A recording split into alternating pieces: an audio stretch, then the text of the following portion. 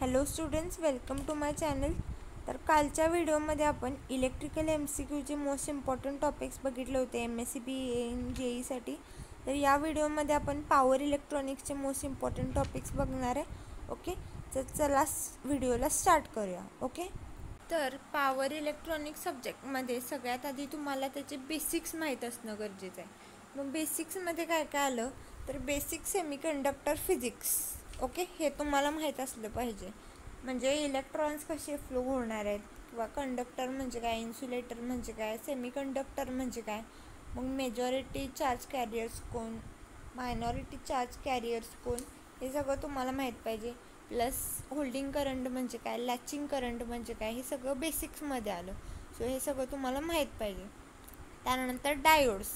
मग डायोड्सचं क्लासिफिकेशन कसं केलं आहे बघा. जनरल पर्पज डायोड्स आणि शॉर्टकी डायोड्स. मग याचं वर्किंग आणि कन्स्ट्रक्शन माहीत पाहिजे तुम्हाला.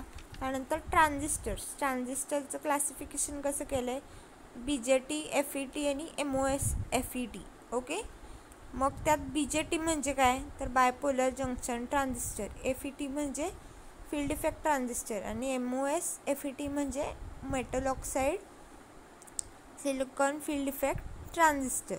ओके, त्यानंतर थायरिस्टर्स. मग थायरिस्टरचं क्लासिफिकेशन कसं केलं आहे, SCR, GTO, LA, SCR, diac आणि ट्रायॅक. ओके, मग SCR म्हणजे सिलिकॉन कंट्रोल रेक्टिफायर, GTO म्हणजे गेट टर्न ऑफ थायरिस्टर, त्यानंतर LASCR म्हणजे light activated silicon control rectifier, त्यानंतर डायॅक म्हणजे diode for alternating current, triac म्हणजे triode for alternating current.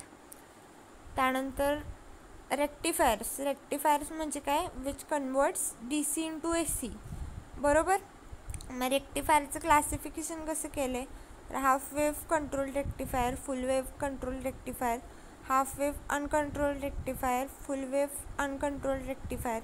Okay, त्यानंतर इन्व्हर्टर्स काय करतं, it converts AC to DC. बरोबर. सो त्याचं क्लासिफिकेशन कसं केलं आहे, current source inverter, voltage source inverter, 1 phase inverter आणि 3 फेज इन्व्हर्टर. त्यानंतर चॉपर्स म्हणजे काय, which converts AC to AC. बरोबर. मग त्याच्यात परत स्टेप डाऊन चॉपर आला, स्टेप अप चॉपर आला. त्यानंतर सायक्लो कन्व्हर्टर्स म्हणजे काय, which converts AC to AC.